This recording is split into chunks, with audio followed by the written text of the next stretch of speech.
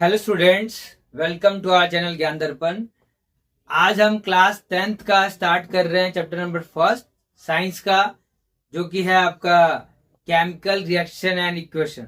अब बात करते हैं, आप लोग 10th क्लास में आ चुके हो तो अब पढ़ने के लिए क्या करना है, मैं आपको लास्ट वीडियो में बता चुका हूं कि साइंस में आपको क्या क्या पढ़ना है।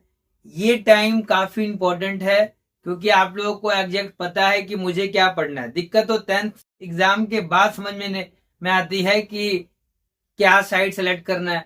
फिलहाल तो आप 10th में आए हो, तो अपना जो टाइम मिला है आपको, रिजल्ट आने वाले से लेकर अब तक का टाइम जो है, कई स्कूल में रिजल्ट आ चुके हैं, पढ़ाई स्टार्ट हुई है या नहीं हुई है वो डिपेंड करता है स्कूल कौन सा है, कौन सा स्कूल जैसा भी है, हम उसकी बात नहीं करें। हमने आज स्टार्ट कर दिया है क्लास 10th का चैप्टर नंबर फर्स्ट साइंस का केमिकल रिएक्शन इक्वेशन। और यहाँ आपको आपके एनसीईआरटी के थ्रू जो भी क्वेश्चंस वगैरह आते हैं किस तरीके से पूछे जाएंगे वो आपको कराया जाएगा। दूसरी बात, कभी किसी भी टॉपिक में कोई डाउट हो आप पूछ सकते हैं, बिल्कुल कमेंट कर सकते हो, आपको उसका सोल्यूशन मिलेगा। तो आप स्टार्टिंग से ये देखिए कि इसमें क्या क्या करना है और कैसे पढ़ना है। स्टार्टिंग से जुड़े रहोगे आप तो आपको सारे वीडियो के अपडेट मिलते रहेंगे, आपको समझ में आ जाएगा कि जी मुझे क्या क्या पढ़ना है।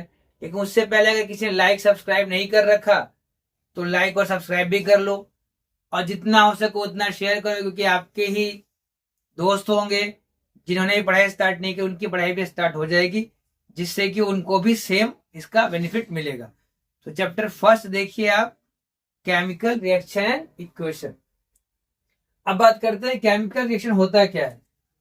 जब भी कभी केमिकल रिएक्शन की बात करते हैं, whenever a chemical change occur we say that a chemical reaction has taken place. जब भी कभी कोई भी केमिकल चेंज होता है तो हम कहते हैं कि जी वो केमिकल रिएक्शन हुआ है। अब आपने यहाँ दो चीज देख लिया कि केमिकल ऊपर से चेंज, तो आपको 7th क्लास के याद आ गया होगा कि जी फिजिकल चेंज था एक और एक केमिकल चेंज था। फिजिकल चेंज जो होता है वो रिवर्सिबल होता है, लेकिन केमिकल चेंज है वो रिवर्सिबल नहीं होता, इरिवर्सिबल होता है। आप इसको कैसे समझ लो कि आप पानी से बर्फ बना लेते हो, फिर बर्फ से पानी बन जाता है, ये आपका फिजिकल चेंज है। दूसरा, केमिकल चेंज की बात करें कि आप मिल्क से कर्ड बना सकते हो, लेकिन कर्ड से मिल्क नहीं बना सकते, क्योंकि केमिकल चेंज में एक न्यू सब्सटेंस फॉर्म हो जाता है, जिसकी वजह से उसका दोबारा से रिवर्स होना मुश्किल होता है। ठीक है, तो एक बेसिक सा समझ में क्या आना है कि फिजिकल चेंज रिवर्सिबल है और केमिकल चेंज रिवर्सिबल नहीं है। दूसरी बात आती है कि क्या है क्राइटेरिया आपके केमिकल रिएक्शन के। केमिकल रिएक्शन कुछ होगा तो उसके क्राइटेरिया क्या क्या है। सबसे पहला, उसका कलर चेंज हो जाएगा, ब्लू से रेड हो गया, रेड से ब्लू हो गया, या कोई भी कलर चेंज हो सकता है, ब्राउन हो सकता है। चेंज इन स्टेट, यानी कि सॉलिड से लिक्विड, लिक्विड से गैस, गैस से फिर सॉलिड। आप 9th क्लास में चैप्टर पढ़ चुके हो ऑलरेडी कि स्टेट्स कैसे घूमते हैं। आपको ट्रायंगल वाला याद आ गया होगा कि सॉलिड से जब लिक्विड में गया था, लिक्विड सॉलिड में आया था, सॉलिडिफिकेशन, वेपोराइजेशन, सब्लिमेशन और डिपोजिशन, वो सारे आपने अभी जस्ट तुरंत पढ़ के एग्जाम देकर 10th क्लास में बैठे हो। और लास्ट में दे रखा है आपका लास्ट से पहले चेंज इन टेम्परेचर। कुछ रिएक्शन ऐसे होते हैं जब आप उनको स्टार्ट करते हो उस समय उनका तापमान यानी टेम्परेचर नॉर्मल रहता है, लेकिन सडनली क्या होता है वो तापमान इंक्रीज हो जाता है। तो यानी कि जब तापमान बढ़ रहा है, इंक्रीज हो रहा है जब टेम्परेचर, तो होता है आपका एक्सोथर्मिक रिएक्शन। मैंने आपको रिएक्शन थोड़ा सा बता रहा हूं अभी, लेकिन रिएक्शन का हम अलग से पढ़ेंगे। और टेम्परेचर अगर कम हो गया तो हो जाता है आपका एंडोथर्मिक। तो एक्सो और एंडो, एक्सो मतलब एग्जिट, थर्म मतलब हीट, हीट बाहर निकल रही है एक्सोथर्मिक, हीट एब्जॉर्ब हो रही है एंडोथर्मिक। और आखिरी में आपका दे रखा है इवोल्यूशन ऑफ गैस। कुछ रिएक्शंस करा रहे हैं हम, उस रिएक्शन के दौरान जो कोई भी गैस बाहर निकल रही है, ये गैस का निकलना है कहलाता है आपका जी केमिकल रिएक्शन। तो ये 4 क्राइटेरिया है, change in colour, change in state, change in temperature, evolution of gas. और साथ के साथ बता दूं, अगर एग्जाम में क्वेश्चन पूछते हैं तो 2 मार्क्स का क्वेश्चन भी है, तो आप इसको अच्छे से याद करो और याद रखो भी। अभी से रखना शुरू करोगे, एग्जाम तक आराम से याद हो जाएगा। आगे देखते हैं इसके बाद और क्या पढ़ना है, केमिकल रिएक्शन। केमिकल रिएक्शंस के बाद अब आप देख रहे हो केमिकल इक्वेशन। अब क्या बात आती है, केमिकल इक्वेशन क्या होता है?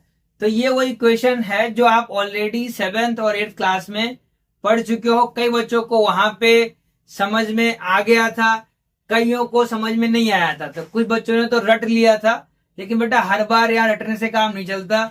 आपको समझ में आना चाहिए कि कोई भी केमिकल रिएक्शन हुआ है उसको किस तरीके से रिप्रेजेंट कर रहे हो आप, या किसे रिप्रेजेंट करना है, वही आपको केमिकल इक्वेशन में पढ़ना होता है कि क्या होता है ये। देखो ध्यान से, केमिकल रिएक्शंस को आप शॉर्ट तरीके से डिस्क्राइब कर देते हो फॉर्मूला बेस पे, तो उसे वो कहता है केमिकल रिएक्शन। देखना इधर, description of a chemical reaction in a short form is called chemical equation.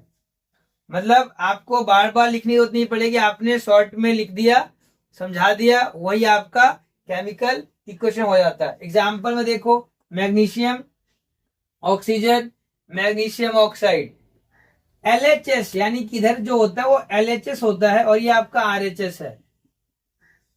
तो लेफ्ट हैंड साइड पे जितने भी होंगे, चाहे वो 1 हो, 2 हो, 4 हो, उससे फर्क नहीं पड़ता, वो सब आपका रिएक्टेंट कहलाता है। और RHS साइड जो होगा वो आपका प्रोडक्ट कहलाएगा। तो ये चीज ध्यान रखना है आपको कि रिएक्टेंट साइड यानी कि LHS और प्रोडक्ट साइड यानी कि RHS। तो ध्यान रखना चीज का। फिर बात आती है, इसमें लिखा मैग्नीशियम ऑक्सीजन, मैग्नीशियम ऑक्साइड बन गया। इसको आपने शब्दों में लिखा है, यानी कि वर्ड में लिखा है। ये आपका वर्ड इक्वेशन भी हो सकता है, हिंदी में शब्द समीकरण भी कहते हैं इसको। आगे आती है बात कि केमिकल इक्वेशन, लेकिन कैसा, स्केलेटल। अब स्केलेटल को कहते हो आप कंकाल। अब यहाँ कंकाल का क्या मतलब है, केमिकल रिएक्शन में कंकाल कहां से आएगा, देखना ध्यान से। A chemical equation written in the form of symbols and formula is called skeletal chemical equation. Generally आपने लिख दिया, ये हो सकता है आपका बैलेंस भी हो और हो सकता है कि बैलेंस नहीं भी हो। एग्जाम्पल दे रखा है आपका, magnesium oxygen goes to magnesium oxide, वही सेम, लेकिन आपने यहाँ सिंबल का यूज किया, फॉर्मूले का यूज किया। लेकिन एक बार और सुनो ध्यान से, यहाँ देखो कि मैग्नीशियम है, ऑक्सीजन है, मैग्नीशियम ऑक्साइड तो बन गया, लेकिन क्या ये बैलेंस लग रहा है? मैग्नीशियम इधर 1 है, इधर भी 1 है, ऑक्सीजन यहाँ पे 2 है, यहाँ पे 1 है, तो बैलेंस नहीं है। तो ये आपका अनबैलेंस्ड केमिकल इक्वेशन है। अब अनबैलेंस्ड केमिकल इक्वेशन को बैलेंस कैसे करते हैं वो आप नेक्स्ट वीडियो में देखोगे कि किस तरीके से आप बैलेंसिंग करते हैं। लेकिन तब तक अगर लाइक सब्सक्राइब नहीं कर रखा तो लाइक सब्सक्राइब भी कर लेना, जिससे कि आपको नेक्स्ट वीडियो का अपडेट तुरंत मिल जाए।